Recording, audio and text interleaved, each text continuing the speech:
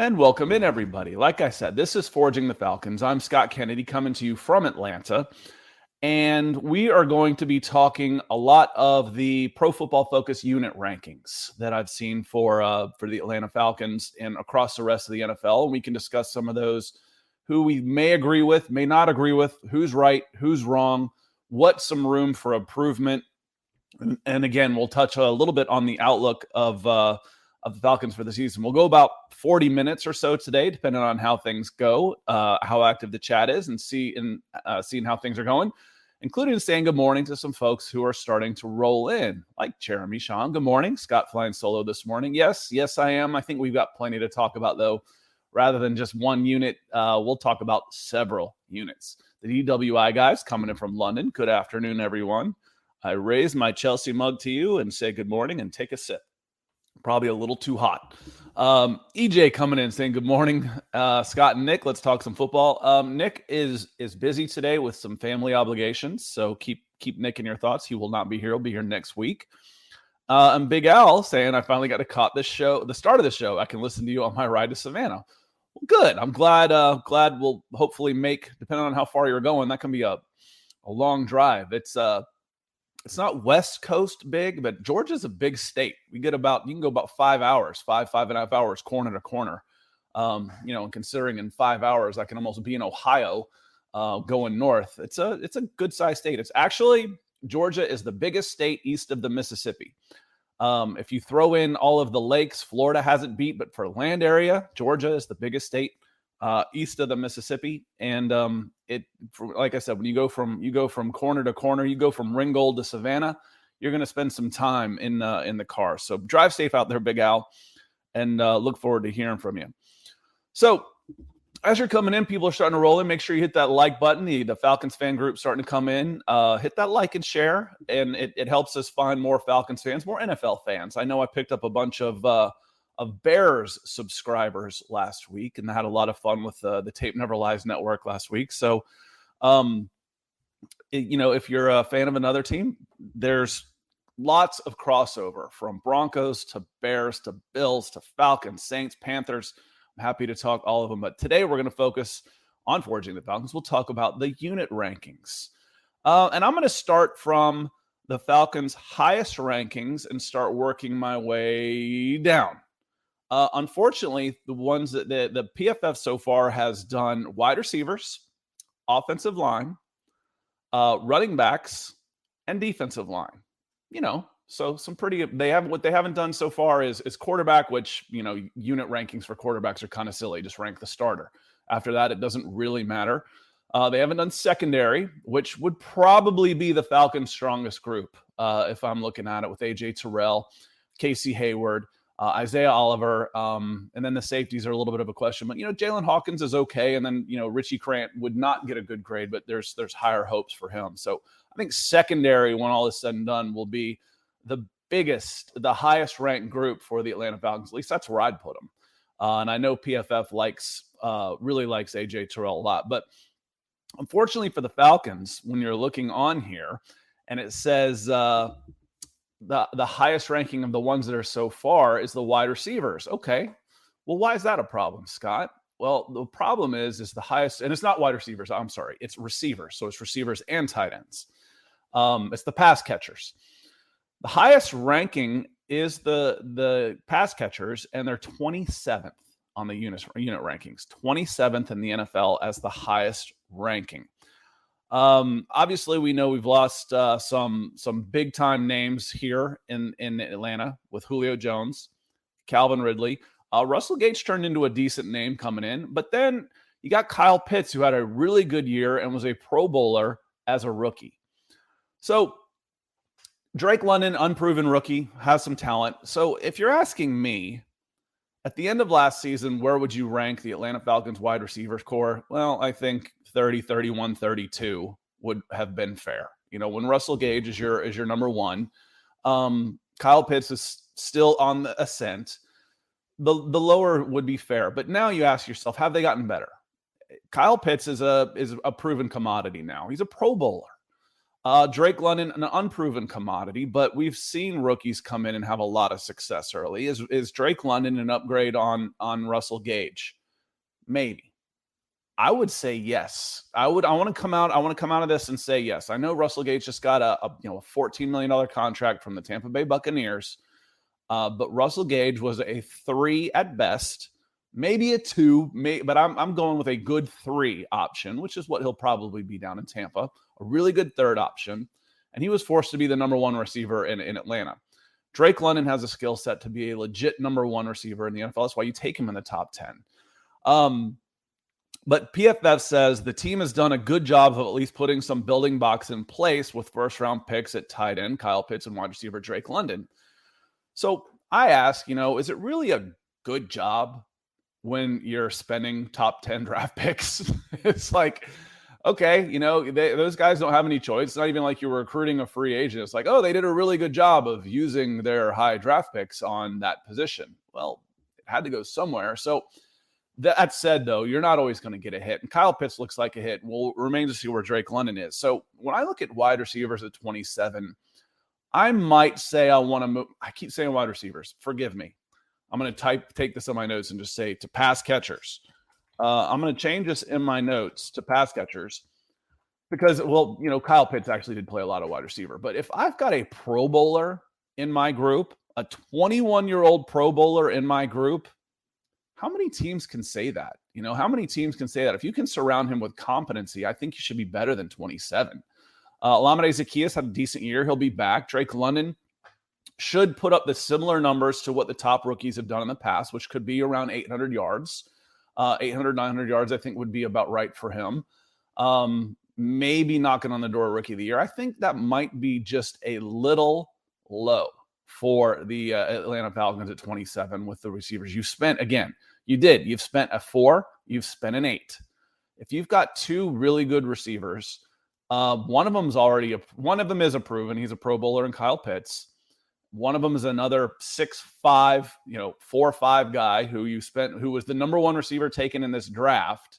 You had him ranked number 1 on your board, where 6 of them go in the top 20. You took him first, and he's an automatic starter. So I might go just a little bit higher on the pass catchers in the receiving room with the tight ends than 27 on that. So some more folks coming in the chat. Want to say hello real quick. Dom coming in. Dom Jaramillo coming in, saying good morning, Scott. Good morning. And Shane Sargent saying good morning. The dog days of offseason are upon us. Man, it sure feels like it. Kyle, they usually say the dog days are the two-a-days in August, especially down here in the South when we're doing, 8 in the morning and something in the afternoon. When it was, August, it feels like August outside right now. It certainly feels like August right now. Travis Weber coming in on Facebook saying, good morning, Scott. Good morning, Travis. And Dom Double Dipping coming in on, I was like, I feel like I remember you more from a Facebook guy. And James Hyatt coming in. Good morning, Scott and Forging the Falcons. And James says, I must say, I like your background choices when you do these. They look professional. I have a good green screen setup. I actually, I warned Chad when he got one. He said what size he got. And I said, that's about half of what you need. Whatever you think you need in size for a green screen, multiply it by about 4. Because if I go back, let's see. We like to talk about wingspan, right? I got a 6-foot wingspan, and it keeps getting bigger and bigger. It's about 15 feet of wall painted behind me. So when you're talking about doing a green screen, plenty of lights. That's why my forehead's always nice and shiny. And then use a lot more space. But thanks, James. My wife's not happy that I painted a wall on my office green, but hey, it's my office. So I did paint it nice and green. So the wide receivers, tight ends, pass catchers, I think 27 is a little bit low. Unfortunately, that's the highest ranked unit of the 4. That's the scary part. So the next unit that we move on, like I said, I'm going to climb up the ladder a little bit, or actually go down the ladder. The offensive line of the 4 was actually the next lowest ranked or next highest ranked at number 28.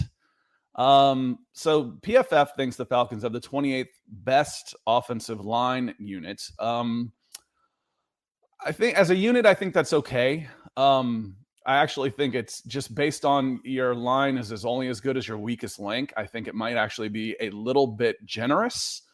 But they say Jake Matthews and Chris Lindstrom are quality starters, but there are still glaring holes along the offensive line. The most unfortunate culprit is former first-round pick Caleb Mcgarry. He yielded 41 pressures on the right side last year. See, that's where it makes me a little bit nervous. Caleb Mcgarry's not the biggest glaring hole on the offensive line. He is a huge, literally huge, he's about 6'8", huge problem. 41 pressures from the right side. Good Lord. Matt Ryan, God bless you. I can't believe Matt Ryan. We should never, ever, ever taken for granted the durability that Matt Ryan has had in a 14-year season playing behind this offensive line. I mean, no, it wasn't always this offensive line, but it's never exactly been a strength of the unit. But Caleb Mcgarry is not even the biggest problem. Caleb Mcgarry is just bad. I mean, he's just bad. Jaylen Mayfield is a rookie, and again, I don't place any blame on Jaylen Mayfield. It's not his fault that he wasn't ready to play left guard as a starting left guard. He had 16 starts at Michigan at left or right tackle, but he was drafted to actually put pressure on Caleb Mcgarry at right tackle. They quickly realized, hey, this isn't the best place for him. We need to put him at guard. And he was as graded, and by, I call it, seat of the pants analytics. The eye test tells you he was terrible. The analytics from PFF and the grading says that he literally, of guys that had enough snaps to be qualifiers, had the worst pass block grade in the entire NFL. Any position, any lineman, tackle, guard, center. Jalen Mayfield was the worst pass block grade in the entire NFL. So when we're talking about, they're talking about Caleb Mcgarry being the main culprit. No, he wasn't. He wasn't the main culprit. But you've got two of those guys. Matthews is okay. Jake Matthews is okay. Now, he's way too expensive for being okay. He's serviceable. He's getting top 5 offensive tackle money. For top 5 offensive tackle money, I want Tony Baselli, Orlando Pace, Jonathan Ogden out there. I want those guys. I want, Anthony Munoz. We got meh. That's what the Falcons got at left tackle. And frankly, that makes him one of the better players. Move over to left guard, Jaylen Mayfield. I just talked about Jaylen Mayfield. He was just terrible. And again, it's not his fault. He's 20 years old. He had 16 starts in college and was thrown into the fire at left guard. He's got a chance to take a step up. I'm really hoping that for him, for the Falcons quarterbacks and running games, because Mike Davis got a lot of stick for not having a very good season when he's not the type of back to try and make guys miss and break tackles in the offensive backfield. He's a downhill runner, and he never, ever got started. Center Matt Hennessy was okay. PFF really liked him, but, the eye test told you he was getting bullied in the trenches by some of the bigger interior linemen. Right guard Chris Lindstrom's good. Should be a Pro Bowler. Chris Lindstrom is a very good player. Picked up his option. He'll get an extended contract. He is very good. The problem is Mcgarry on the right side is terrible. So with the unit rankings, they're talking about possibly penciling in Afridi, the former Chicago Bears player. And being on the Chicago Bears podcast last Friday for 90 minutes, which I had a blast with, they were just like, oh boy, good luck with Afridi. I'm like, well, you haven't seen Mcgarry play. That's the scary part. Is this could be an upgrade. But the problem is it's not definitely an upgrade. And we're talking about a 4th year for Mcgarry. I've given up on this guy. He's 26, 27 years old. It's not like he is a 21-year-old rookie. So offensive line units of being 28th might be a little generous if you take into account the offensive line is only as good as its weakest link in pass protection, because it only takes one defender to wreck a play. Just one. And when you've got 2 gaping holes on the offensive line, it's a scary situation for the offense. And it was last year. It was. So, saying 28th, that might be a little bit high for them. I think they're a bottom 3 unit based on the fact that they have not gotten better in the trenches, and they had 2 glaring holes on the offensive line in Jaylen Mayfield and Caleb Mcgarry. All right, moving up just a notch, actually moving down a little bit, was the running backs group. I mentioned running backs, defensive line, offensive line, and pass catchers, the receiving units. And I'm going from highest ranked to lowest ranked. Unfortunately, the highest ranked was 27th, which was the pass catcher room, which again, I think that was a little low, to 29th for the running back room.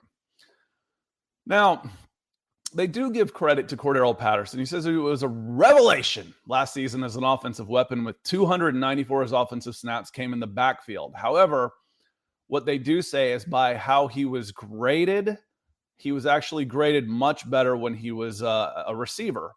But the thing is, you can be a receiver out of the backfield. So as they say, despite that shift to more playing time in the running back alignments, Patterson was still much more dangerous as a receiver with a 91.4 Pro Football Focus receiving grade compared to a 64.7 rushing grade. Well, it says as a receiver, not lined up at wide receiver. So as a pass-catching running back, he had a 92 grade. Okay, well, he's still playing from the running back position. He's still lined up behind the quarterback, right? So I take a little bit of issue with that one. Cordero Patterson was extremely fun to watch last year. And you got to love the fact when he comes back and signs his contract, he says, F the money, this is where I want to be. Man, good for him and good for Falcons fans, because this could be a really rough year. And having someone like that, who is fun to watch, he does everything with this megawatt smile that just lights up Mercedes-Benz Stadium. And he plays with such passion that I don't want that to be sucked away from him by struggling for a poor team. But Cordero Patterson was really good last year from the running back position, even if more of his danger came as a receiver out of the backfield. That's okay. I grew up watching, Roger Craig and Wendell Tyler in the 49ers dynasties in the 8th. They caught a lot of passes out of the backfield. They were still tailbacks. They were still pretty good. But it says Atlanta will be leaning on Damien Williams, free agent signing, and rookie Tyler Algier to pick up some of the slack on the ground. I know Nick, who isn't here today, was really high on Tyler Algier, and one of the reasons it was really high on him was because of his bowling ball-like ability to break tackles. Well, hello, I'm going to need a pile mover. You're not going to find a lot of open space behind this offensive line right now. Unless it's Gels and Marcus Mariota and the RPO and the stuff that they're able to do, you're going to have to scheme your way into being able to get clean looks from the offensive backfield. So having a guy that can run downhill a little bit, get there a little bit quicker than Mike Davis, who was a patient, strong runner, but where Patterson had more success, he attacked every carry he had like it was a kickoff return. All-pro kickoff returner, no surprise there. But in the days of the wedge, you basically just run at the wedge and hope somebody could break the wedge for you, and you could run right on through that. That's kind of how Cordero Patterson ran the ball. And you needed that because you couldn't pick and wait and be patient and find your spots because there weren't spots. They were collapsing down on you. So Tyler Algier could be a really good pick for the Atlanta Falcons, a really good one. But it's at the running back at number 29. Cordero Patterson, who is an X-Factor, a Pro Bowl caliber X-Factor type weapon. Will he have the type of season he did last year? Maybe not, but he doesn't have to still be really, really good. Algier and Damien Williams, that's not bad. It's not bad. I to have them at 29th, I would think that you could move them up just a little bit. The skill players at 29. Again, my big questions with the Falcons aren't necessarily the skill players. I've kind of said skill players don't matter when you're this bad in the trenches. But the offensive line concerns me a hell of a lot more than the running back room. I'll tell you that. Makey Fumble comes in and says, I still think we need better defensive tackles to stop the run. We'll get to that one. And then Jamal comes in, says, good morning, Savannah, Georgia. Stand up and rise up. They say players that played a different position in their rookie year take a big jump the second year at the same position. I think Mayfield will be better. I agree. Again, that's why I keep mentioning Jamal. 16 starts at offensive tackle in college. 16. He started more games this rookie season in the NFL than he did his entire time in college. And he was drafted at 20 years old. So that's why I keep bringing that part up. Richie Grant scares me a little bit because he's already 24, going to turn 25, I think, this year. He's no kid. Kyle Pitts had his first start at 20. I think he's got a September birthday, a late September birthday. He entered the NFL, played his first time in the NFL at 20 years old. I think someone could look it up for me. This is what I normally do in the background. Jaylen Mayfield, I think, turned right around the draft, but I think he finished his time at Michigan at 20 years old. Well, it's a grown man's game. I mean, he's nowhere near where he's going to be. So I think he can take that jump up in his second year, third, fourth, and fifth year if he gets them, but he's got to show improvement enough to, if he wasn't on the field this year, I'd be okay with that. Like I said, it's not his fault that he wasn't ready. It's not his fault. That is a failure of the Atlanta Falcons to not upgrade the left guard position. And I'm not placing that blame on Terry Fontenot and Arthur Smith either. They know when you're talking about dealing with 70 million in dead cap space this year, Mayfield wasn't a guy that they drafted to play right away. Again, he's 20. Go get a 24-year-old. Go get one of those 6-year guys from BYU who's already a grown man if you want somebody to play right away on the interior line with a lower round pick. He wasn't drafted to play right away. He was forced into that position. So, Jamal, I agree with you. Appreciate the comment.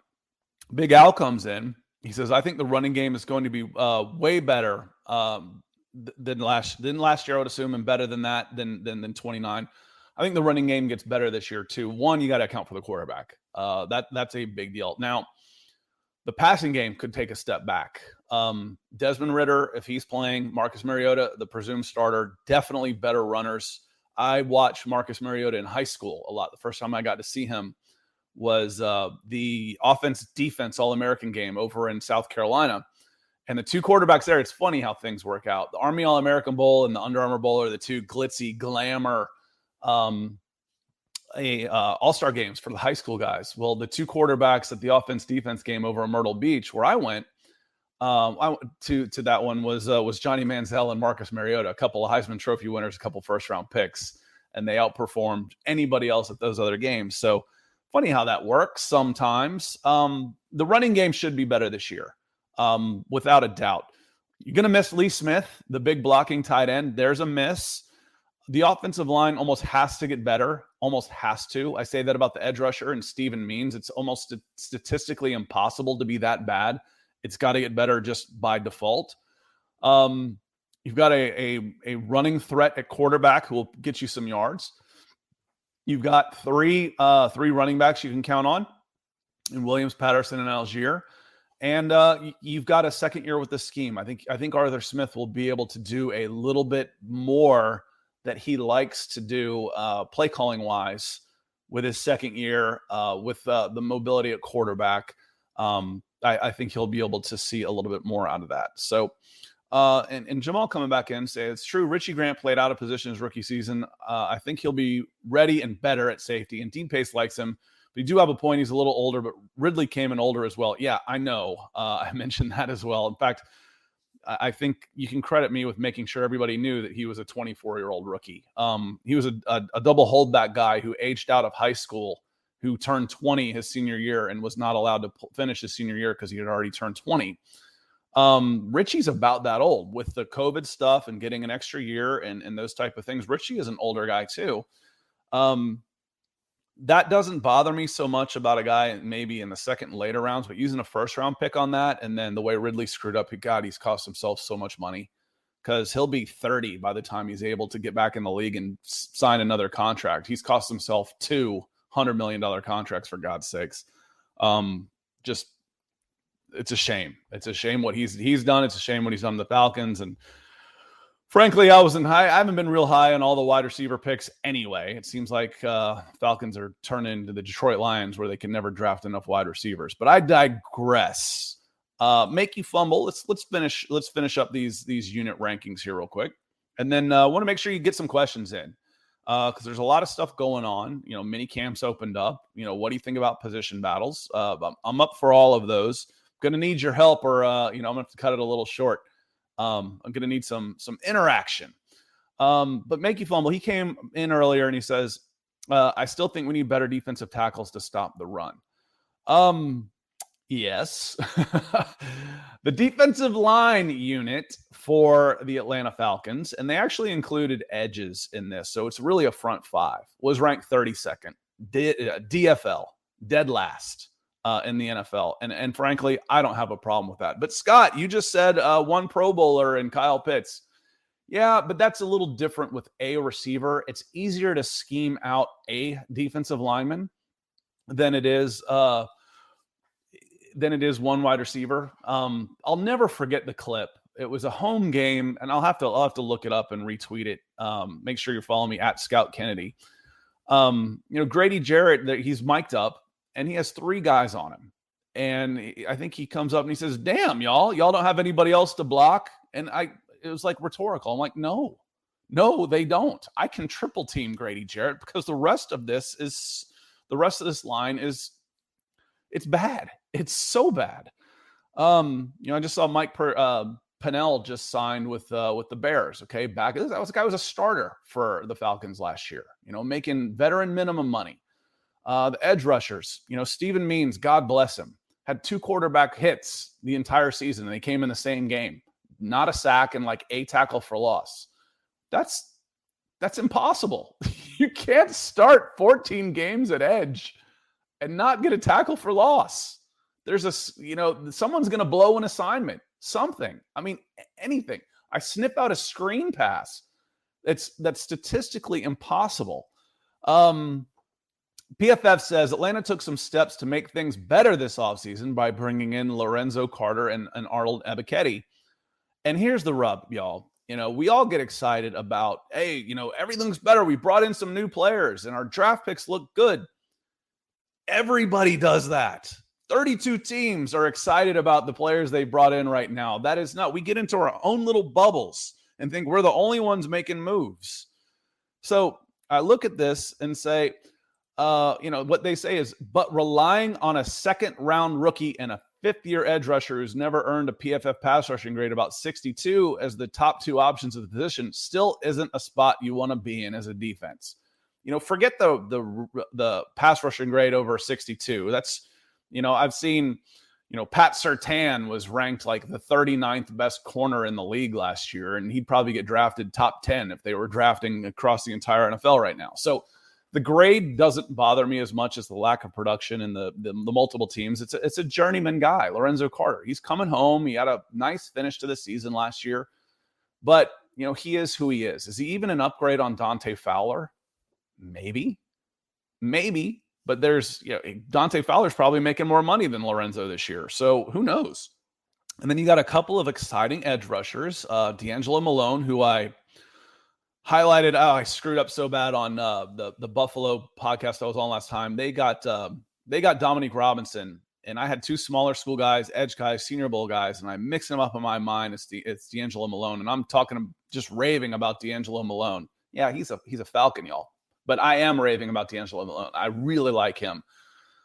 Nick really likes Arnold Ebiketie. You got better at edge. Like I said, it would be almost impossible to not have improved on Stephen Means' production. Stephen Means is a veteran locker room presence. He has no business being a starter in the NFL. And no offense to Stephen Means. I'm sorry if you end up listening to this, but you did a job. Thank you. But, the production just wasn't there. The Falcons have to get better production out of that edge spot. The fact that they were 18th. I'm sorry, not 18th. They were dead last. They were 32 in sacks with 18 sacks. The next lowest at 31 was 29. I've said this before, how crazy that is to think that I could have Arnold Ebiketie come in and get me 10 sacks as a rookie. Just be flat out freaking phenomenal and still finish last in the NFL in sacks. That's how bad this unit was last year on the whole and getting pressure on the quarterback. And AJ Tyrell that just tells you how good the AJ Tyrell was in the secondary.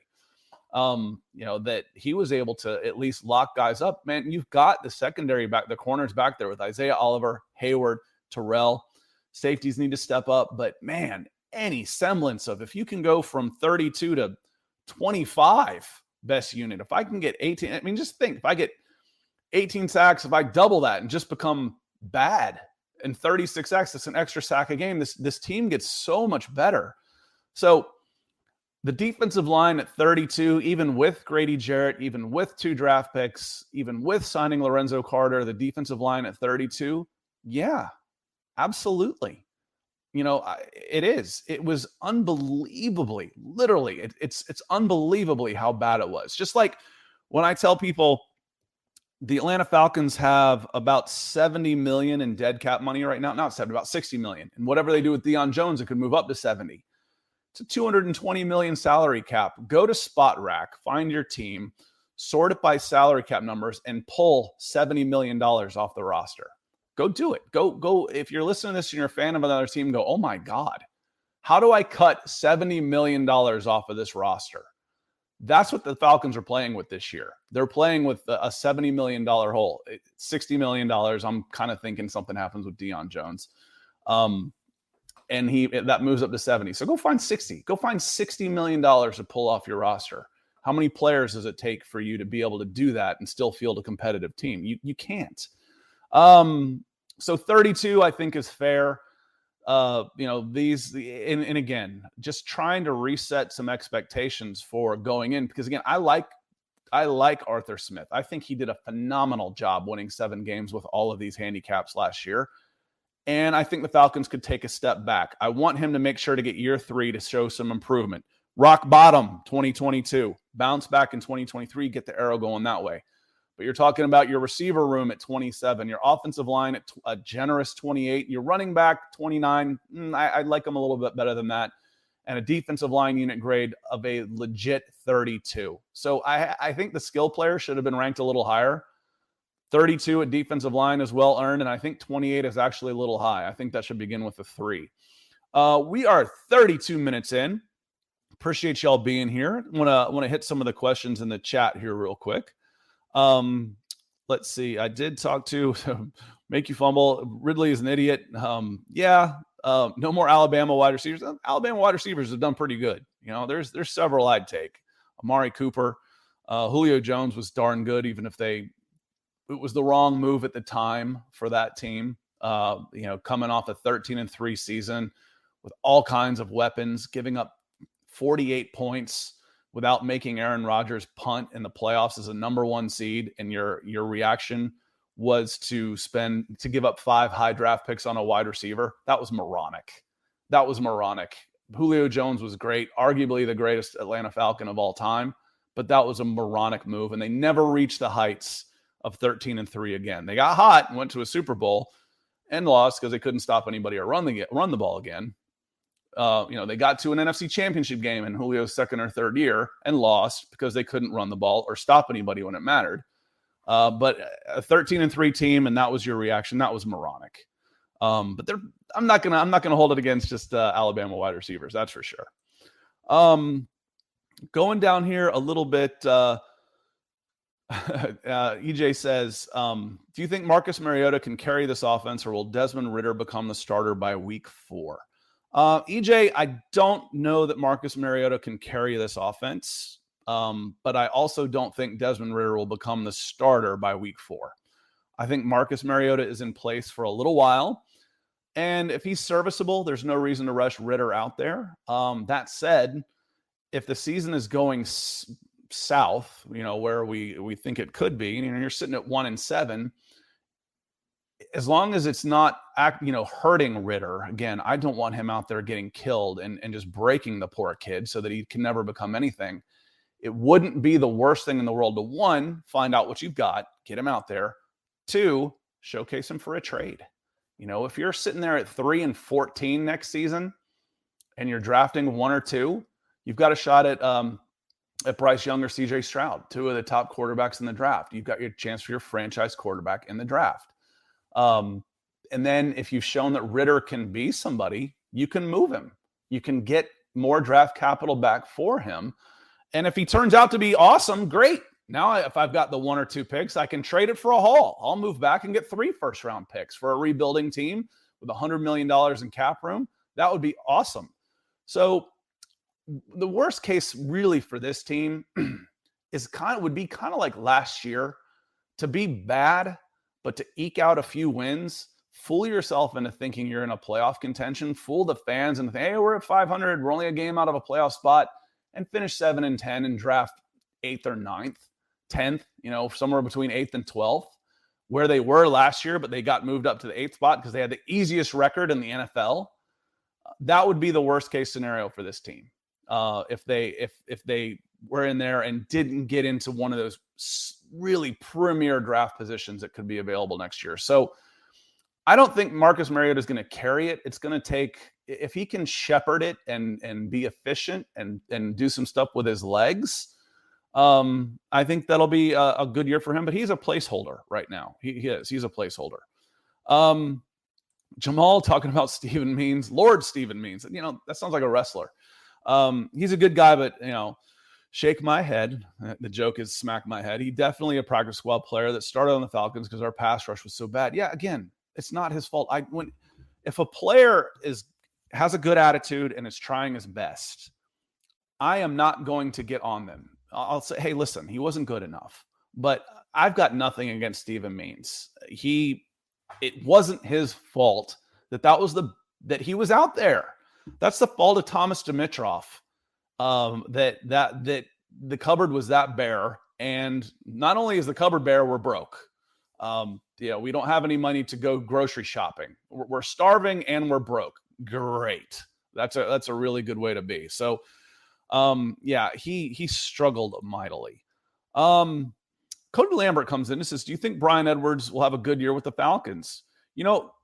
Edwards had a pretty good year. Let me look up his numbers real quick. He had a pretty good year last year. So he's not quite a journeyman. He's only a second-year guy, third-round draft picked out of South Carolina. And last year he had 34 catches, 571 yards, and 3 touchdowns. So he's a 6'3", 212-pound, big-bodied receiver.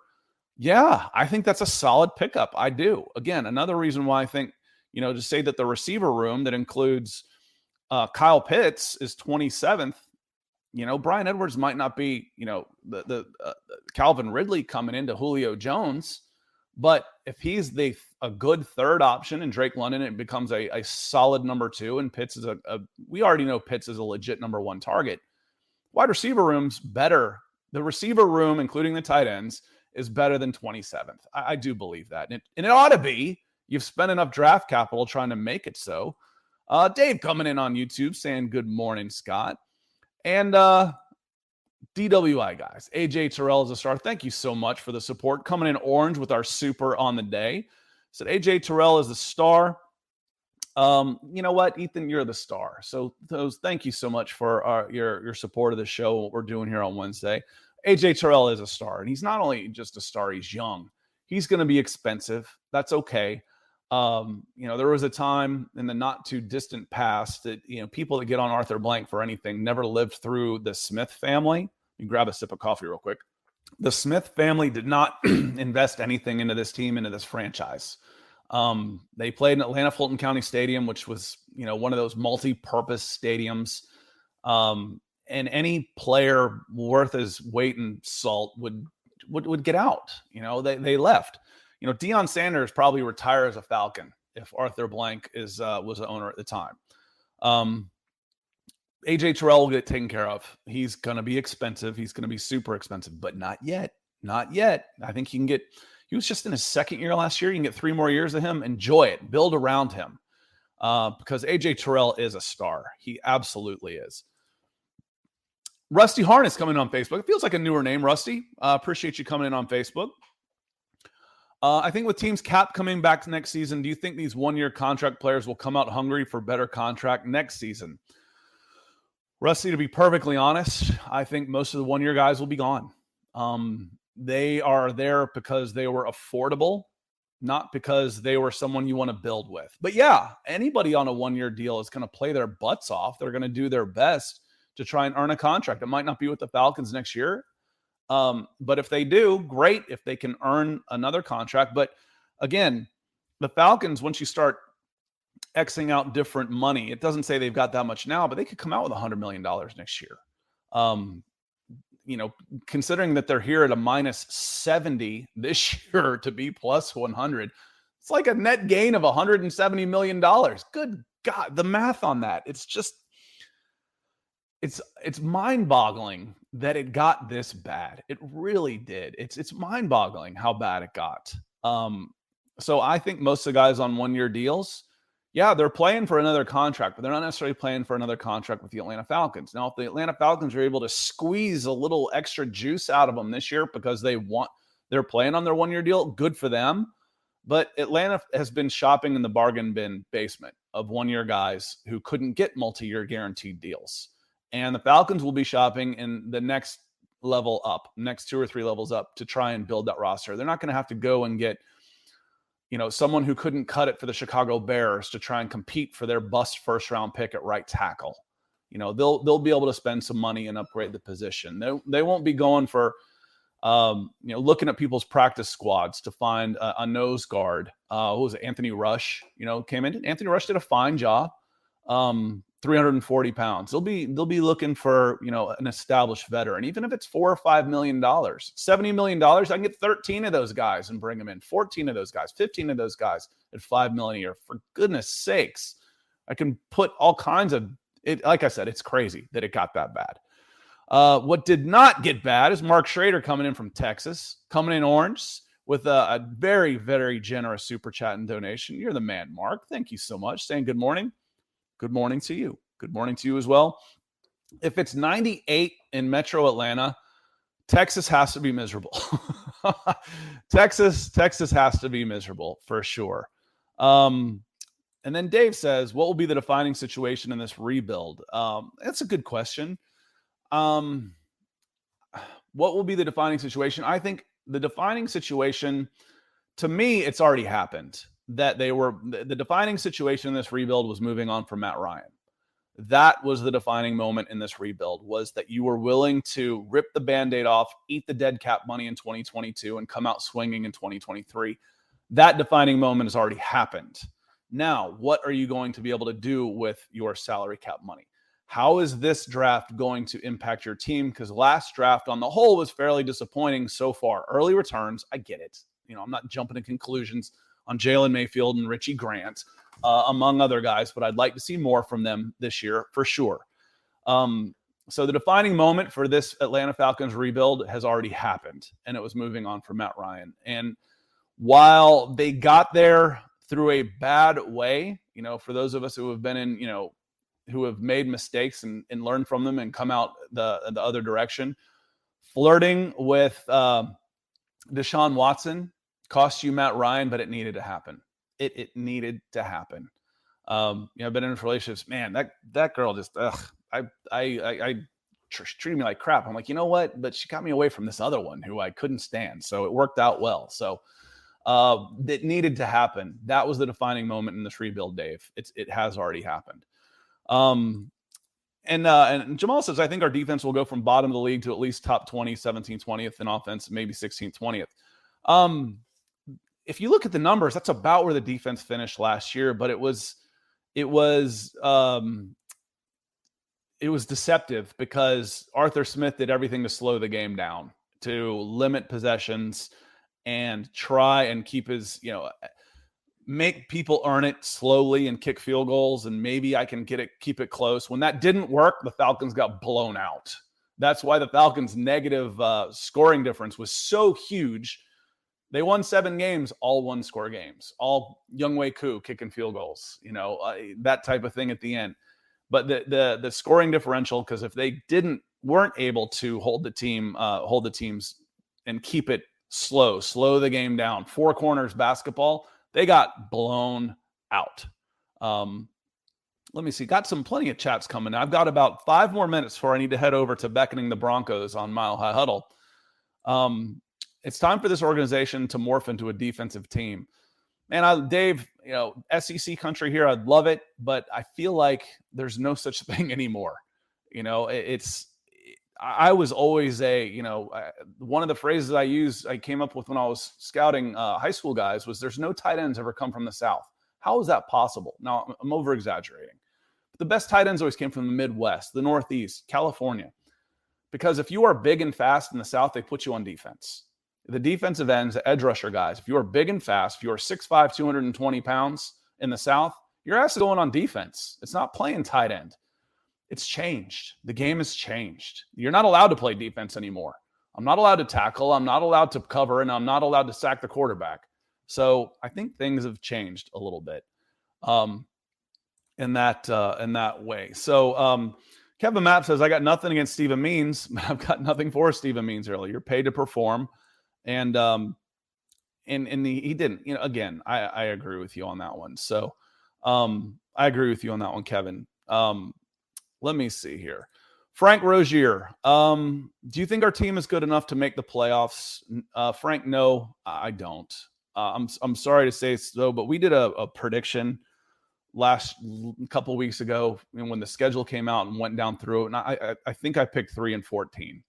I don't think it was 2-15, but I think I had the Falcons at 3-14. This team is much more likely to compete for a number 1 overall pick than they are to compete for a playoff spot, to have a realistic shot at a playoff spot. The Falcons went 7-10. They were 7-2 in 1-score games. That could flip. And that would have been 2-15 last year. They went backwards in just about every statistical category last year from 2020. They got worse, except in the wins column, which is the most important one, obviously. Duh, I know. But their offense was worse. Pass rush, time of possession, turnover margin, scoring differential, all got worse. It was smoke and mirrors, and it was a hell of a job by Arthur Smith, Matt Ryan, Younghoe Koo, Cordero Patterson, Kyle Pitts, Foye Oluokun. A hell of a job to go out there and win 7 games. So I don't see it. And again, I try and caution people on this. Just if I'm wrong, I'm wrong. Great, good for Atlanta, but don't take it out. I just don't take it out on Arthur Smith and Terry Fontenot. This team is handicapped. Again, $70 million dead cap money. 70. If you're a fan of another team, go to Spot Rack and find $70 million to cut from your team and tell me how good your team's going to be this year. It would be definitely almost impossible. So let me say hi to Chris. I'm going to say goodbye to Michael. Michael Ranquillo said, good morning, Scott. I'm forward to the Falcons. Thank you, Michael. We'll see you over at Becking the Broncos here in just a few minutes.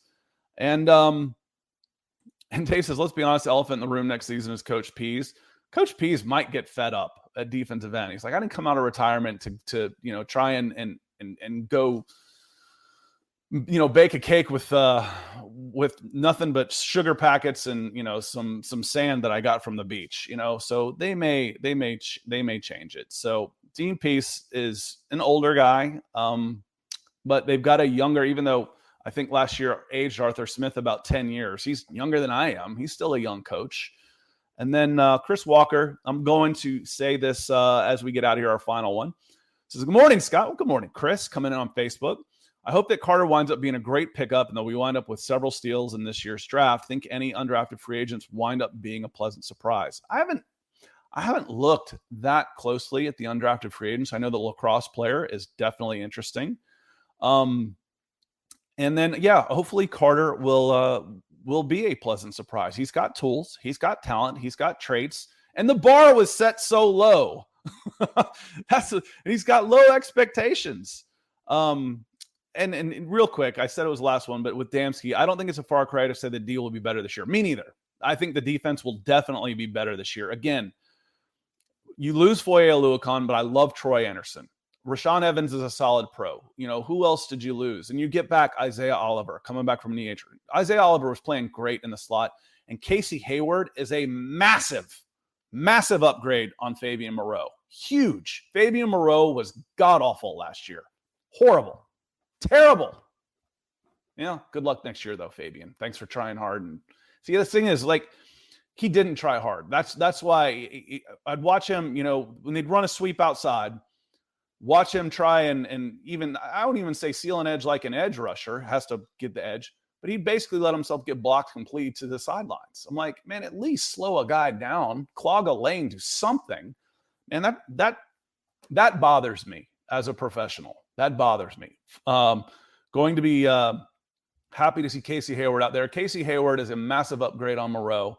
Arnold Ebiketie and D'Angelo Malone by default will be an upgrade on Stephen Means. I don't think you're going to lose a ton in Oluokun. I know I know how stupid that can sound when you're talking about a guy who led the league in tackles, but he's 215, 220 pounds. You're bringing in bigger, faster, stronger. at the linebacker position. So I think the team will get better. And Kevin, Stephen Means said Moreau was horrible.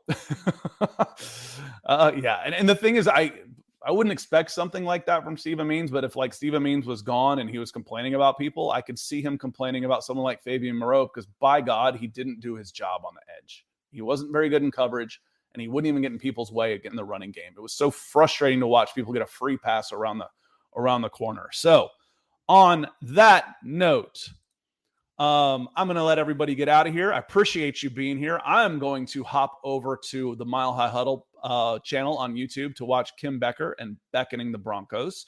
Nick will be back with us next week. If you're listening post-fact, make sure you are, are you liking and subscribing and checking us out on YouTube. Connect with us on Twitter at Scout Kennedy.